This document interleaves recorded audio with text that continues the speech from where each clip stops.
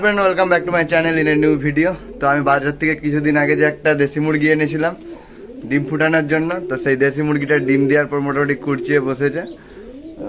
আমাদের এখানে ওটাকে কুচিয়ে বসা বলে, অনেকে কোথায় কি বলে কমেন্টে জানাবেন।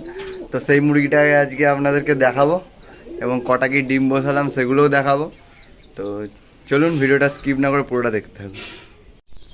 তো এই যে এখানে আমি যে দেশি মুরগিটা এনেছিলাম কুচিয়ে বসেছে, সুন্দর চুবড়িতে আমি খড় দিয়ে আর যাতে পোকা না হয় তার জন্য নিম পাতা দিয়ে মোটামুটি 15টার মতন ডিম বসিয়েছি।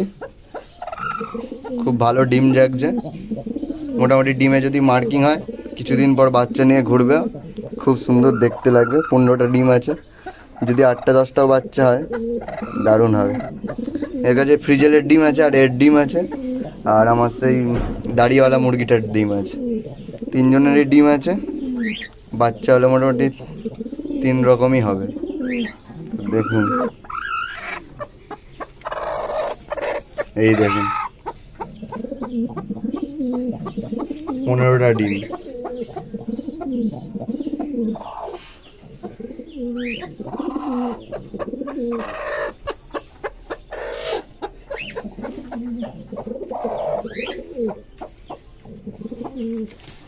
এই যে আবার বসে পড়তেছে, তুলে দিস না।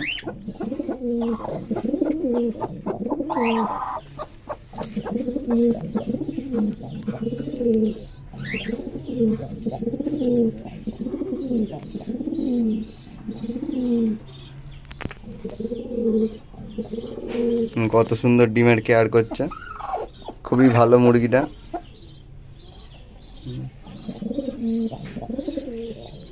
দেখা যাক, 3-4 দিন হয়ে গেল, কত দিনে ফুটে।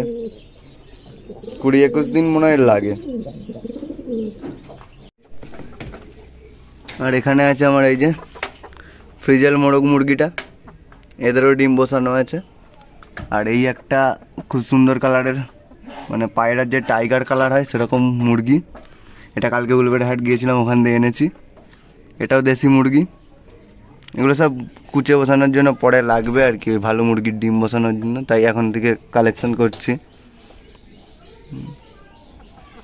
আর এই যে ফ্রিজেল পেয়ারটা একসঙ্গে আছে।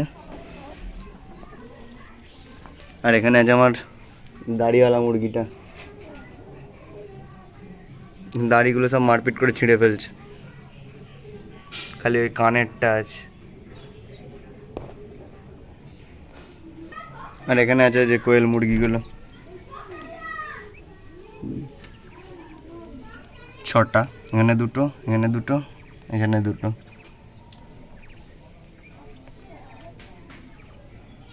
এই যে এখানে একটা ডিম দিয়েছে।